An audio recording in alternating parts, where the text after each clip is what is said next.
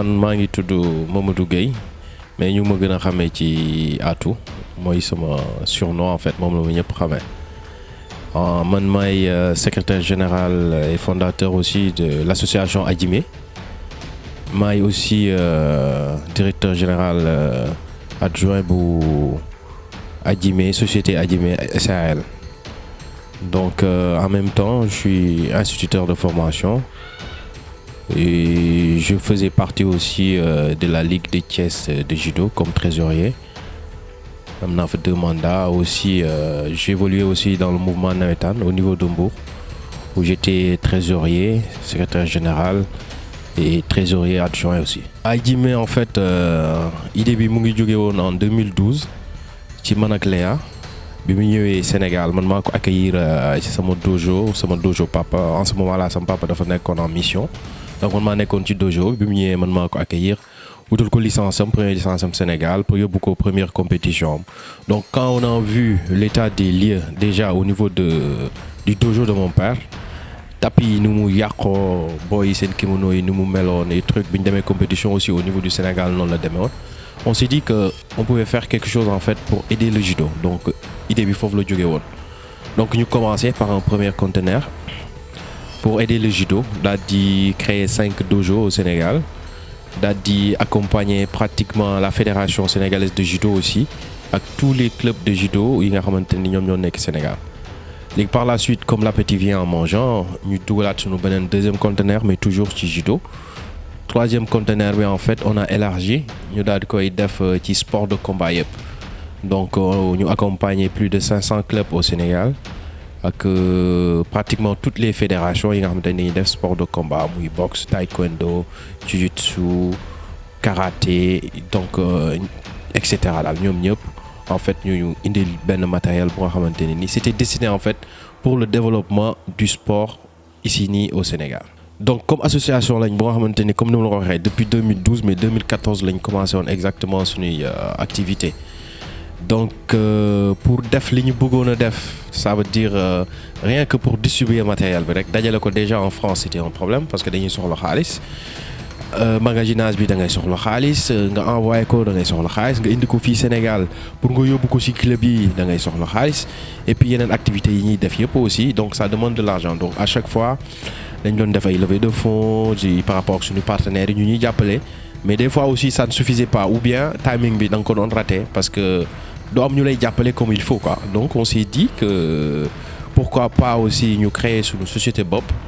daal di créer ay événements comme ay événements sportifs vente de matériel sportif xam nga événementiel di def suñuy activité yoo xamante ni dinañ mën a permettre aussi ñu am xaalis boo xamante ni dinañ mën a autonome pour mën a def suñuy activité niñ ko doon defee avant sans pour autant di dépendre ci qui que ce soit en fait. waaw le 16 décembre mu ngi jógee ci benn contact bu ñu am ak Fernand Lopez boo xamante ni nii dafa yor benn salle MMA à Paris mu nekk benn bi gën a mag si tu veux en France. Donc c'est quelqu'un koo xamante ni nit ñi xam nañ ko ci milieu bi. Donc mu am projet aussi développer le MMA en Afrique parce que lui à la base c'est un Camerounais avant d'être un Français aussi. Donc ñu discuter ci donc il y avait des possibilités, il y avait des choses à faire parce que moom gis na li nga xamante ne moom la ñuy def Sénégal et tout on en a discuté. Donc foofu la idée bi jógee après ñu nekk di ci liggéey ak MMA Sénégal début bi après ba finalement on a pris le truc ñu daal di koy organiser pour le 16 décembre en fait muy combat phare bi di opposer Bombardier ak Bolunski c'est un Polonais. Donc boo xamante ni yàgg na ci milieu MMA bi am na 14 combats donc Bombardier moom benn combat la amagum mais yàgg na ko def aussi moom parce que depuis 2010 mu ngi ko doon def en France def na déjà benn compétition bu mu def en Suisse avec Rocky Balboa mu daal di koy gagné bu gaaw donc loolu moo tax ñu organiser en fait kii bi noonu. Bah si tu veux Bombardier c'est un sportif un professionnel. Donc bu fekkente ni am na opportunité daal di dajeek quelqu'un comme Bolunski moi je pense que challenge la pour moom ay ouverture la pour moom du loo xamante ni vraiment moom war na ci mën a cracher quoi war na ko mën a delloo. Donc affaire la bu nga xamante ni dina ko ibbil ay portam parce que Bombardier actuellement il est en forme donc koo xamante ne la mën na continuer compétition ba léegi nii alors que la lutte donc xam nañu dañ koy arrêter à 45 ans il peut plus lutter donc MMA bi daal di ñëw taxaw boo xamante ne ni amul limite d'âge mën na ko continuer def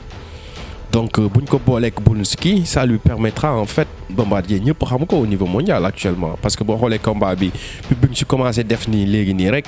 maintenant tout le monde xam nga turam mu ngi gën a siiw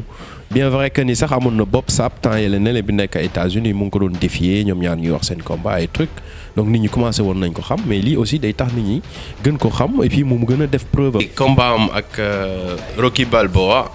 xam nga ñëpp dañ doon wax ni combat bi dafa yomb parce que dafa teel a gagné Rocky Balboa donc opposition bi demewul ni ko nit ñi doon xaare léegi bu amee